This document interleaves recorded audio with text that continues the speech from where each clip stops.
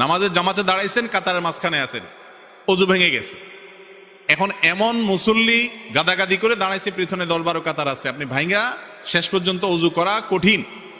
এরকম যদি হয় তাহলে অজু ভেঙে গেলে ওই অবস্থায় অপেক্ষা করবেন। বসা অবস্থায় অজু গেছে বসে থাকেন, দাঁড়ানো অবস্থায় গেছে দাঁড়ায় থাকেন, এরপরে যখন সুযোগ পাবেন বের হবেন। আর যদি একটু একটু করে আস্তে আস্তে কাতারের ফাঁকে বের হয়ে যেতে পারেন সেটা ভালো। কথা কি বুঝাতে পারছি? আমাদের দেশে মসজিদগুলোতে এই ব্যবস্থা রাখে না।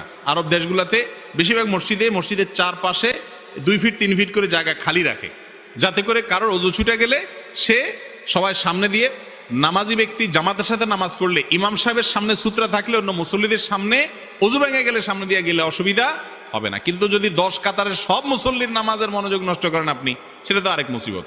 এই জন্য এক কাতারের সামনে দিয়ে আস্তে করে যাই আপনি রাস্তায় উঠে গেলেন, ওই রাস্তা দিয়ে 4-5 দিয়ে হাঁটে আপনি বের হয়ে গেলেন। যদি বের হওয়ার কোনো সুযোগ না থাকে ওই অবস্থা অপেক্ষা করবেন, বিনা অজুতে নামাজ কন্টিনিউ